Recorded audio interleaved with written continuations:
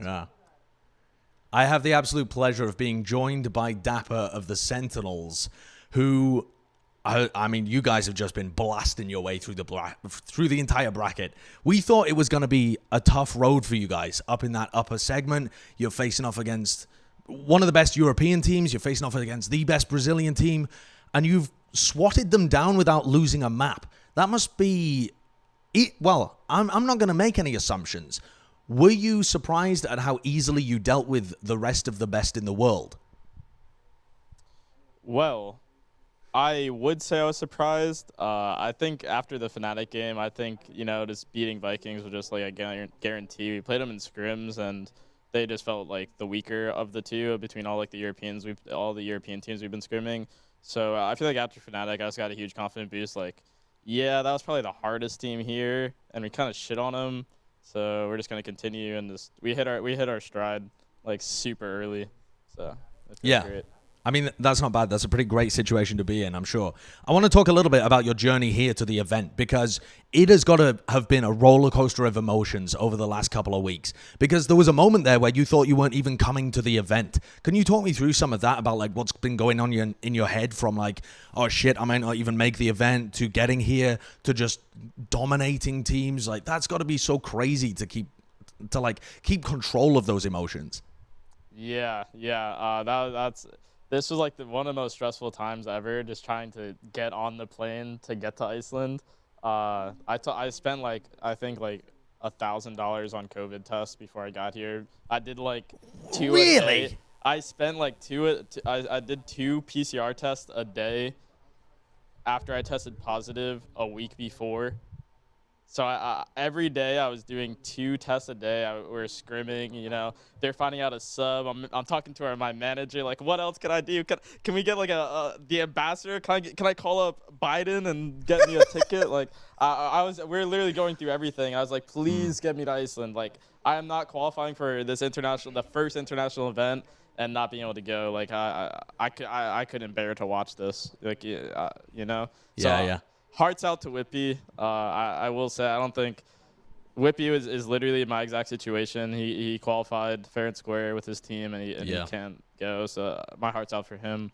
It's a terrible spot to be in. But version 1, they seem to be owning. So yeah, they're actually not doing badly whatsoever, which was another incredible surprise to me too. I want to ask you a little bit of a tactical question here, dapr. Coming into this tournament in the Challengers Finals, you guys have been banning Ascent recently. You've been going back and forth on Bind and Ascent for a while, like over the last 6 months or so. But recently, when you've been here in Iceland, that has swapped over to banning Bind. Makes all the sense in the world against Fnatic, but then you did it again versus Vikings as well. What's the reason for this swap? So we knew if we banned Bind, it would have been like the same map pool that we were comfortable with. I personally thought, I think we had mixed opinions. I personally thought they'd pick Ascent on us. I was really surprised on the Icebox pick. If they didn't pick Icebox, we would have picked it, just because I feel like their comp is kind of like odd.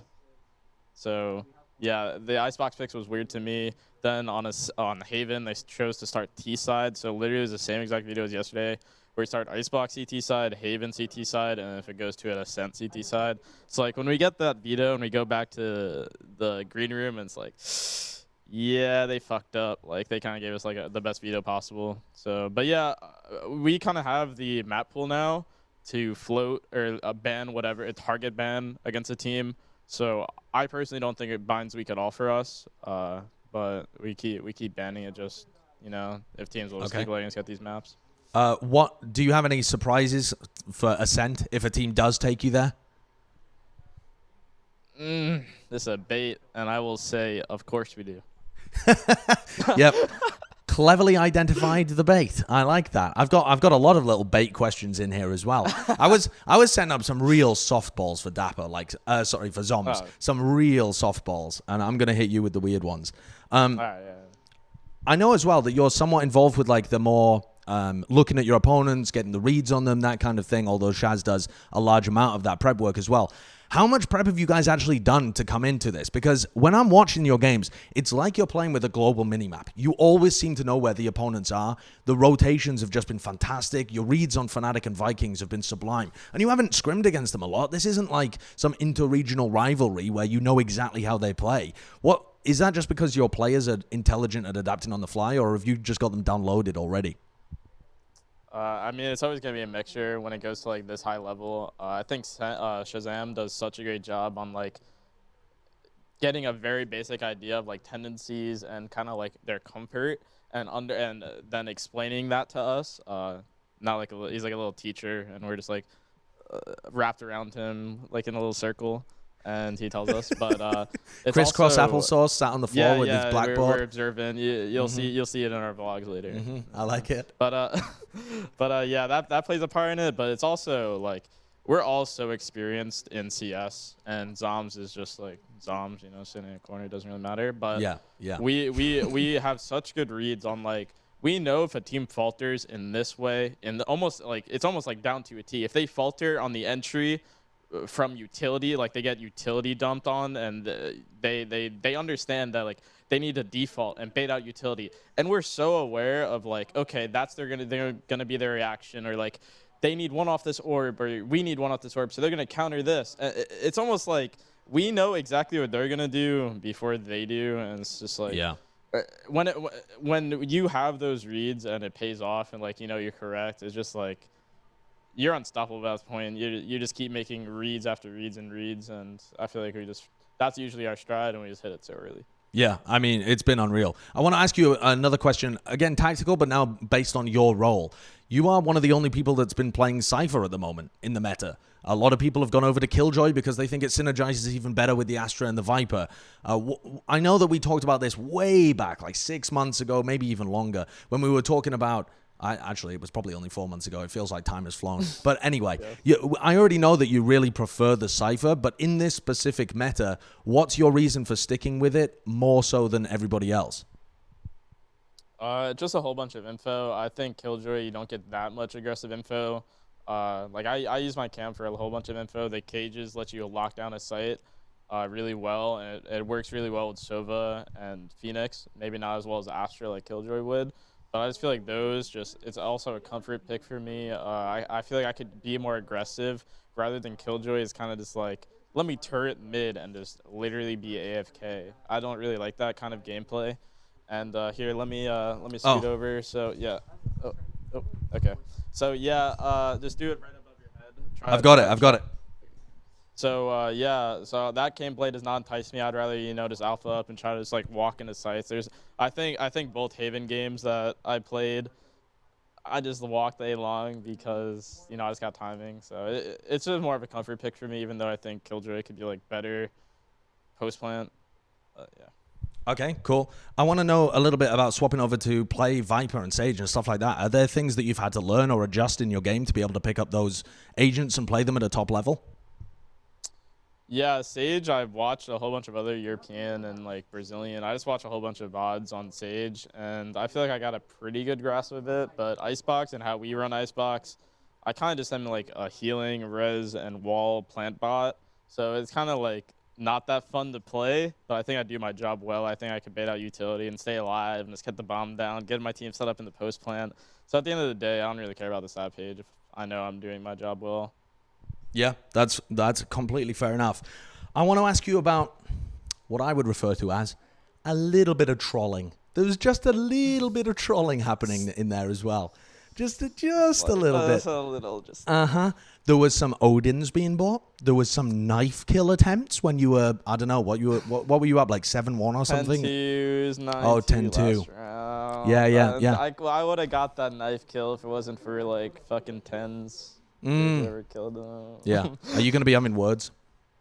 Huh? Are you going to be having words with tens? I mean, that's going to kill the morale of the team. He's too adorable. I was just like, fuck.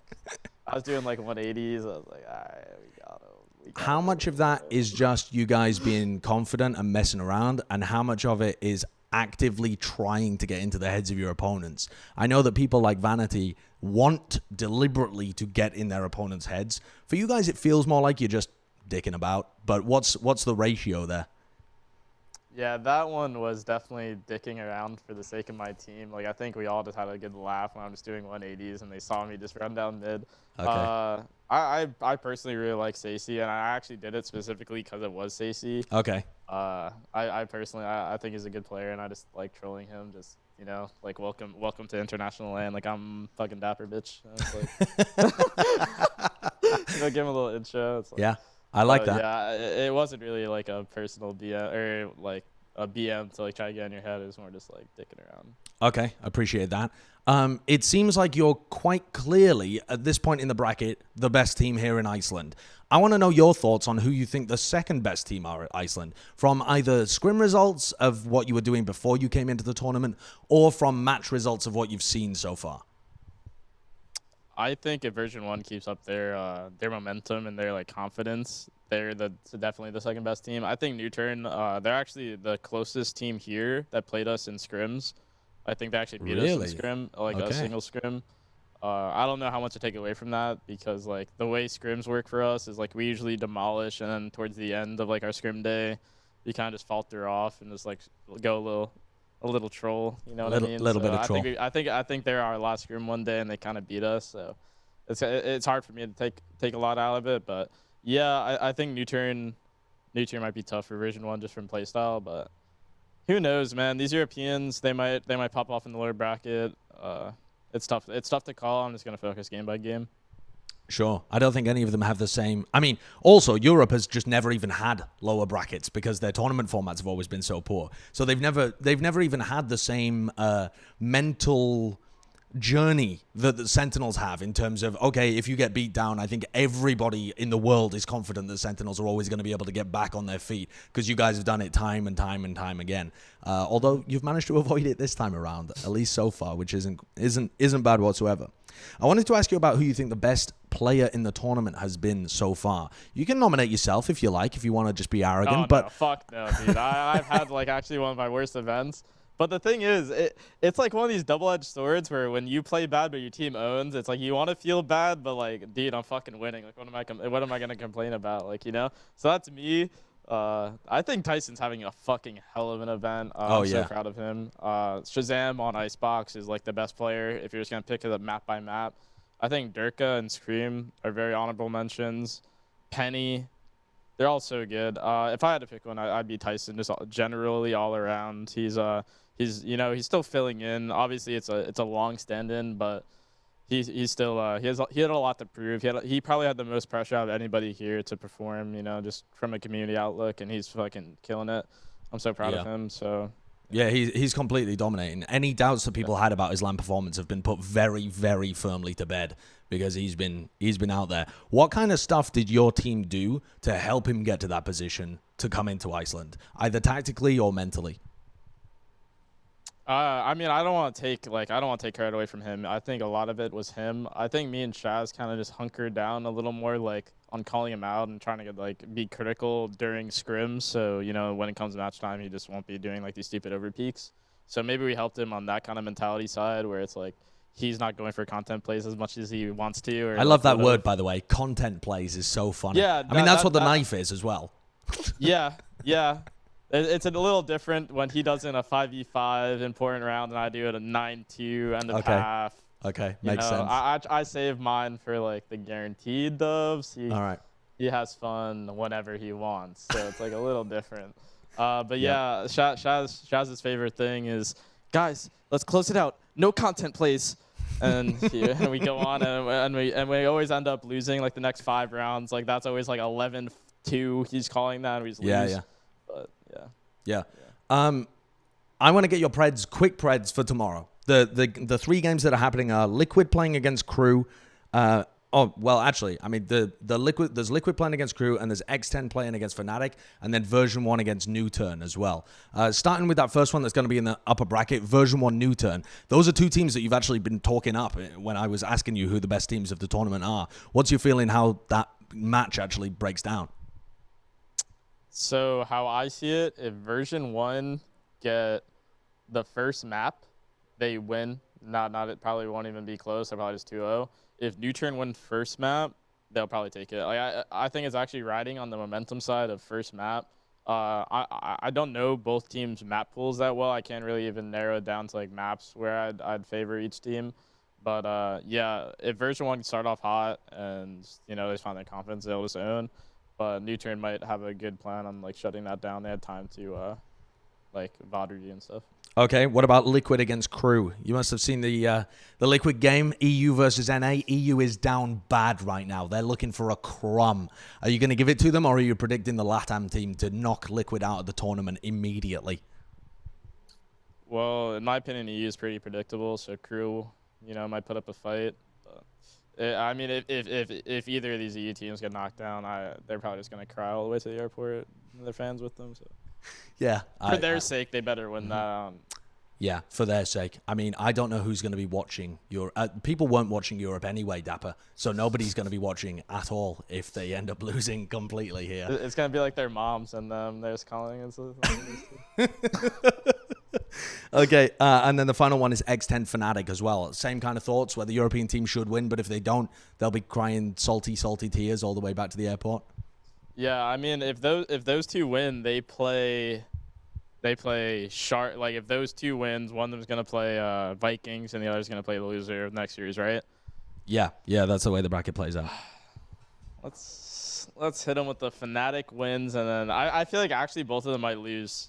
Really? The next round, yeah. I think they're too they're being a little too rigid. Unless they have like some crazy Coach Sliggy hits them foot like a fucking paper roll and it's like be more adjustable. I feel like they're so like strict with what they do, or like maybe not so strict, but it's like 3 of them or 4 of them are strict, and the other 2 just do whatever the fuck you want. And it's right. It's readable. So. Right. Thank you very much for the interview. Best of luck in the future as well. And a little handshake to finish things off, I think. Thank you. There we go. Appreciate it. Have a good one. Thank you. Very professional. Bye, Thank guys. you, dapr. Goodbye.